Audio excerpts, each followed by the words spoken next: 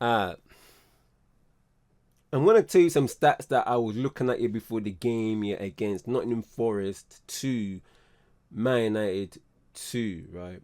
And this is it. I'm gonna tell you the stats, right? Of Ruben Amorim 1 year since at Man United. 52 games, 22 wins, 9 draws, 21 losses, 103 goals scored, 98 goals conceded, blood.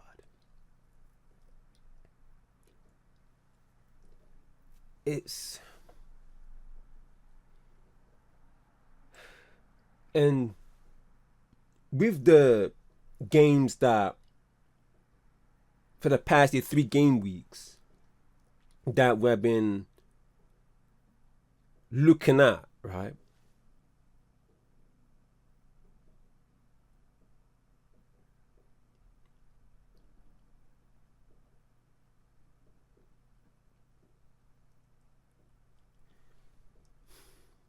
And I've said this before, it is absolutely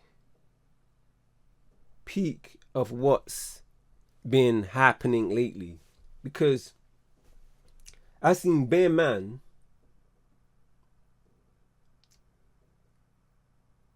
getting all gassed about 3 games in a row. And they have their reasons here why they were getting gassed about, about the 3 games your unbeaten run. And people here will say, man will say, but the thing about it is that we didn't lose that game, fam. It's not the fact that we drew that game. It is the manner of how we drew this game. You can tell from that draw, fam. You can tell from that draw what's coming, fam, because of the way things were going in the first half, how things here were playing out. You can tell we didn't play yet to the maximum. And like I said, there was nothing, and I said this in the previous videos, I've said this, that there was nothing you can bring to the previous game to the game against Nottingham Forest away. There was nothing you can bring. There was nothing.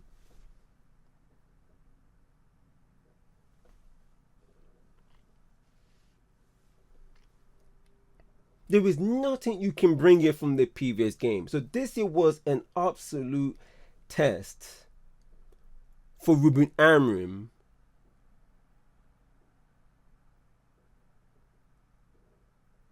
And also for us to see what Ruben Amorim would do in this game. Them way there. Because in the previous game, right, what I was content about in the last game was the fact that goals were flying. Cunha got his first goal. And Bremer was having a content run of games where he's been scoring.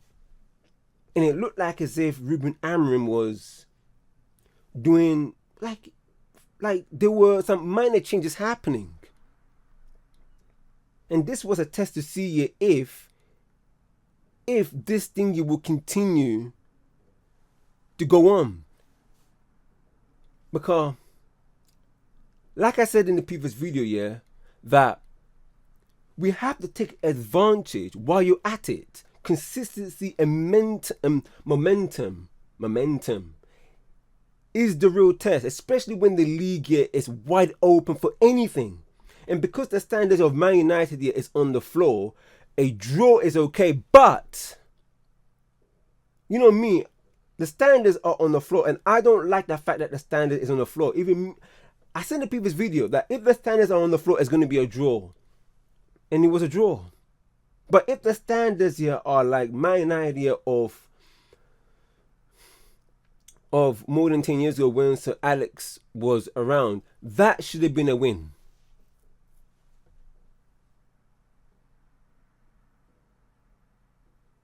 And look what happened. Man United drew. Because like the chances you weren't taking. I said this in the previous video, fam.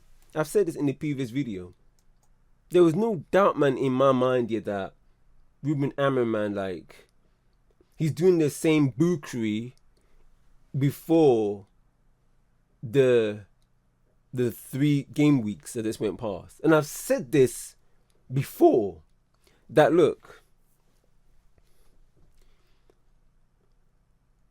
if you do the same bookery that you've been doing here before, how are we going to trust you? And you're using the wrong players at the wrong time. This is a team that closes space when you get into their half. They play a low block. So what do you expect? So what you expect Sesko to be able to do his thing in where there is small spaces. And even if you use Sesko, you got to allow the players around him, like Cunha, like Mbeumo, to be close to him. But that's not going to happen, isn't it? Because there's so much dysfunctional situation that is happening in the team, in the pitch. Because the ball doesn't come quick enough to Cunha from the midfield, Cunha has to drop deep, making Sesko isolated. And other than that, Mbeumo, he is not yet even he's not that type of winger, or he's not like an inside 10. He comes from the wing. He cut inside and then shoot, or make a run. Something in it, I'll tell you another example, like the way that Ahmed did that nice, precise through pass here to Mbeumo, and Mbeumo scored that goal. That was against Liverpool. That's where you need Mbeumo. And that's where he's able to link up with Sesko.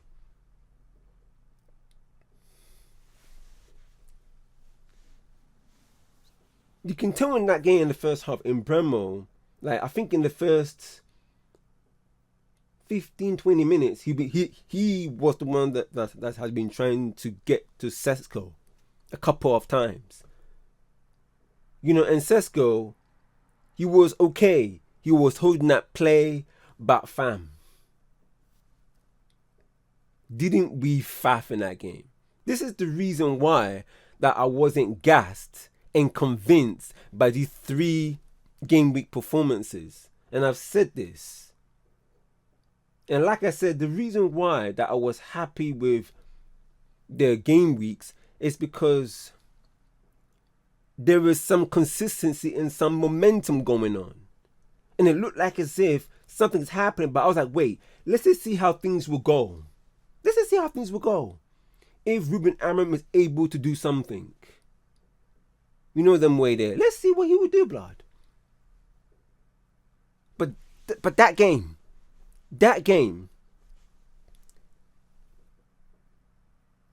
was more of a draw. No, actually, let me rephrase that. It was more of a loss than a draw because the way that we played. And the thing about it is that Man United here was giving like Nottingham Forest, man, too much space, man, to dribble and run it with the ball.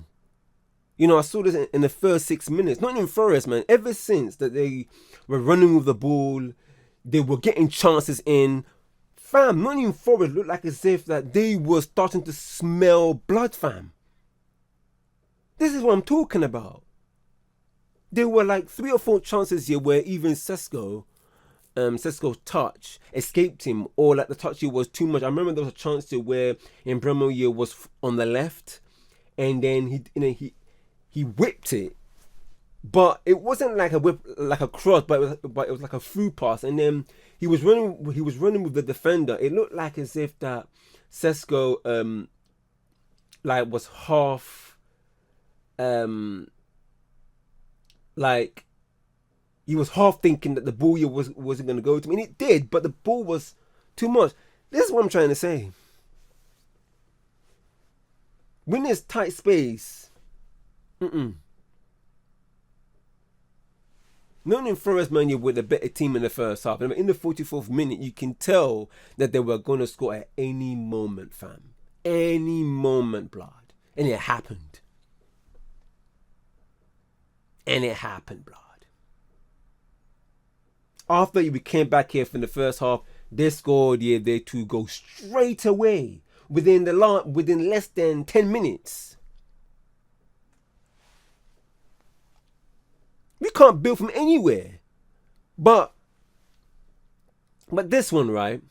But we haven't seen anything tangible from game to game that you can bring here to this game. Like I said in the previous video, like I said even earlier on, I like it when in Bremer, like I said, he's high up the pitch. Like Cunha or Xerxes, pick up the ball deep and drive with the ball and link up play. But the thing about it is that when Cunha is too deep, that's the problem right there, blood. Because like the midfield is just lost, as you can see, and nothing goes through the midfield. So Cunha has dropped deep. I think, and I'm thinking this is the reason why Amram here likes Mount, because Mount you got all Mount does here is cardio, and I understand why he uses Mount. Because the midfield is just lost. And then you can see that Cunha is doing the exact same thing here what Mount is doing. Only the fact that Cunha, man, has better ability than Mount. And then you can tell, man, that Cunha doesn't like the way that Amram is shaping up, man, their performance. Shaping up here the team here to play against Nottingham Forest. Even the other games before. That's the reason why that you can see Cunha frustrated. He's like, nah, give me the ball. Let me just dribble with it and then let me just shoot. Because this Brer, he's not doing anything. And then his substitutions, instead of attacking, he brings in defenders. He brings in Dogu and Mazzarori. I mean, no offense to Mazzarori because he came back from injury and Dogu as well, but you gotta bring attacking. It's peak, And like I said, we needed Xerxes. We needed Xerxes, blood. We needed Xerxes, man. Like I said, in this game to control the game in their half.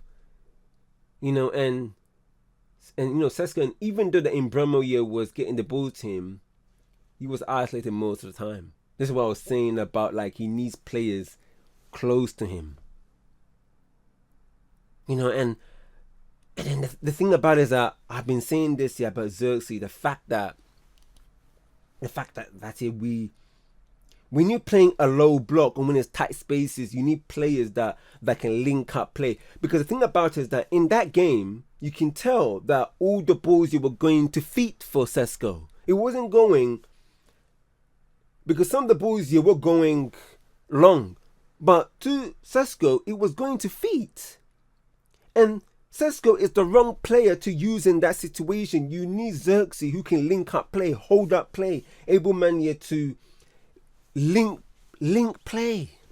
When you're playing a low block, you need someone here who is more technical sound to control the ball and then turn in the swivel and able man here to link play with either Cunha or Mbremo.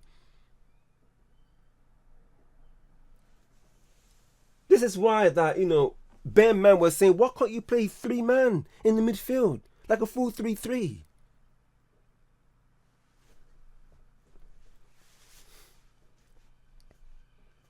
Because all Man United do, because the thing about it, can you imagine, man, can you imagine being like surrounded here by 9 players, for example, 9 players on the pitch, right? If Man United are so because you can tell that Man United, man, they only play okay when they're playing against teams that go at it, that they come out to play. Because you can tell Man United, man, they are a transitional team. You can just tell, a transitional team. When you know that not a team like Nottingham Forest, and I've said this, that Nottingham Forest, it was the test, blood. It was the test, because you can't bring anything tangible from the past weekend into this one. This is why that I'm always emphasizing technical sound ballers, like Manu, for example. But no, he'd rather bring someone that's a runner. That's why I said here in the previous video that Amram, the last video, I said, you have a lifeline. And this lifeline, fam,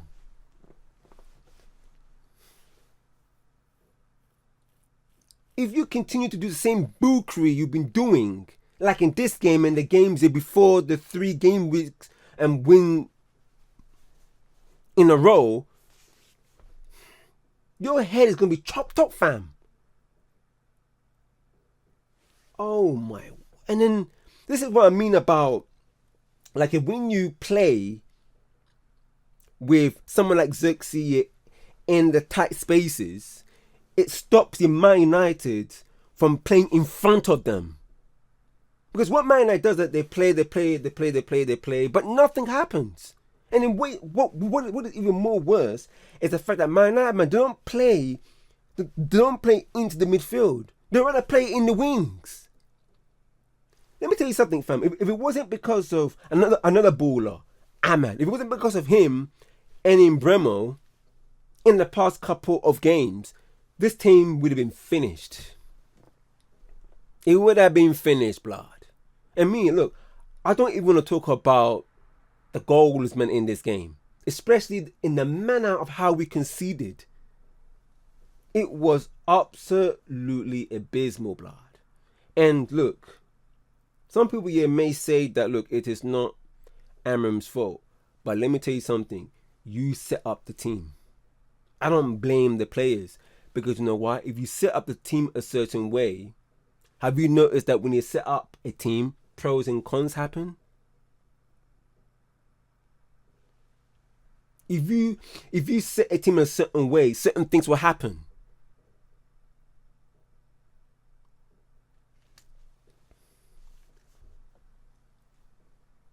I don't even blame Delay or Euro or even Sesko. I don't. I said this many times. I said this even in the previous video. I said this for a minute. I said this look, that we just want you to do well. We just want you to do well, blood. But like I said, if you win, you shut mouths. But then if you end up drawing or losing, you keep mouths moving every time.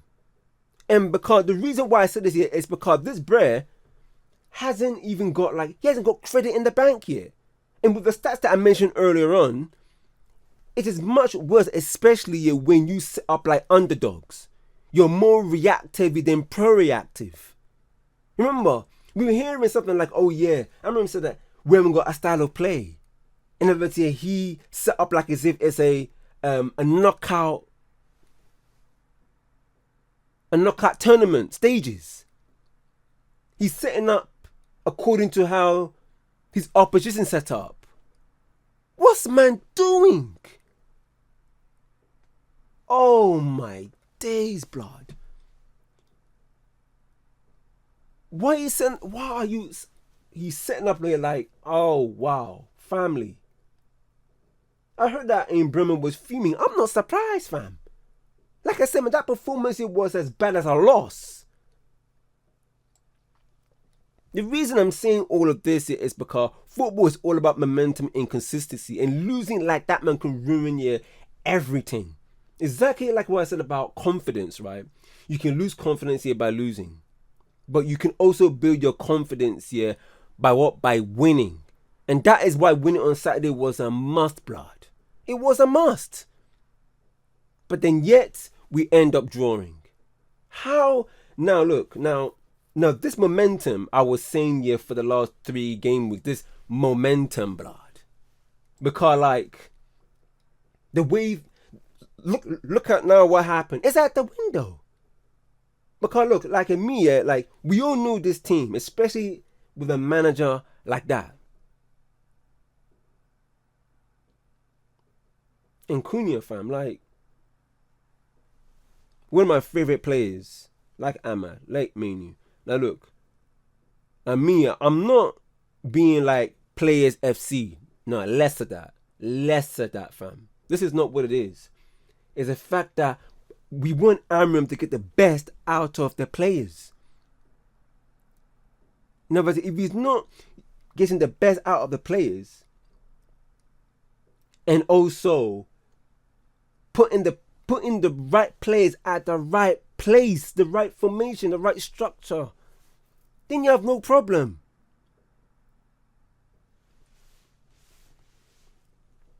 When your best partner of the ball is my man, Casemiro, one of my fave players, that's a problem. Because not even that, balls are not going through the midfield anyway, it's going through the wing backs. And then not even that, like, oh, wow. Oh, my days. The next games that we have, fam, right, we have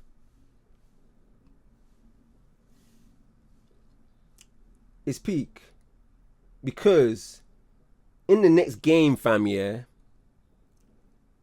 we have Spurs away, 8th November, blood. And then we have Everton, Monday the 24th of November, at home. That's after the international break. And then after that, we have Crystal Palace, Sunday, 30th November. And this is a new one, 12 o'clock. This is now the real test. You drew against Nottingham Forest. You can't approach it every game like a final, because things start to... Because then now you are going on survival mode. That's what it is. That is what it is, fam. If anyhow that you lose to any of this, and you know what? Crystal Palace here is a difficult one, because that one is away. And Crystal Palace, I said this in the previous videos before, especially talking about Liverpool. Crystal Palace, fam, they're really good defensively. Really good defensively. Now, this is also a test here to Amram in 3-4 weeks' time. And then Everton, fam, that's home. And then, but right now, Spurs, 12:30, 8 November, away. Tell you, fam, it's absolutely a buckery thing. I just don't understand what he's doing. Before I stop, right, I want to shout out, man, to Jamaica. My heart goes out to you, man, out there. You know, because the clips and the videos that I've seen in the past week or so is absolutely is scary, and it is I couldn't believe the tornado that struck there, and my heart goes out to them, because I'm like, oh my word, you know, oh my days. And fair play, man, yeah, to all you, man, yeah, for sending donations to other people who brought up a GoFundMe page and all of that. Definitely, man, do that. I'm gonna do that as well, because, you know, those are my people as well, you know, like that. And look, I cannot imagine a tornado being struck, especially people that have lost their homes. It must be heart-wrenching, losing your shelter, losing your space, and losing to a place that once were a place here of protection as well. And now that is gone, and that must be absolutely heart-wrenching, fam. Especially those who have lost family members. And my heart goes out, man, to those that survived it, because I know that power cuts has been happening. Oh man, I can't imagine that. So my heart, man, goes out, man, to people in Jamaica. and people who have family members out there who are probably here or in other parts of the world, and hear that and hear that family members have been affected, or even people who are planning to travel there, so because for me, man, I got some mandem that got family there, that got friends there, and some of the staff, man, that have been messaging me and everything like that, fam. I just cannot imagine, man. So I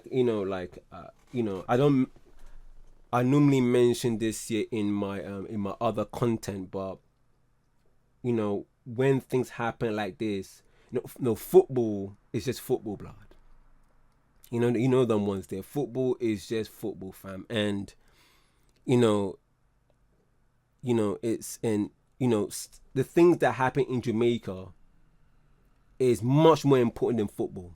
Football is just part of culture. It's a game, and it's one of those ones that is, it is the top thing here of non-important things, like that. Because people say it's important, but at the same time it's not important, fam. Exactly, fam. Anyway, so I'm not gonna take too much time here of this video, guys, because it is gone way too long than I expected, fam. But yeah, my heart goes out to Jamaica, fam. Like that. And yeah, man, big ups, man, big ups. And I hope you, fam. My prayers go out to you guys. I don't want to say it with like cliche thing, them way. I don't like that, but my heart goes out to you guys, seriously, fam. Absolutely seriously, because I cannot imagine losing family members, friends, your shelter, like traveling there, and that's your home, for your your holiday home or family home. I can't imagine that. So my heart goes out to you, man, that the Lord will strengthen all of you there. Them way there.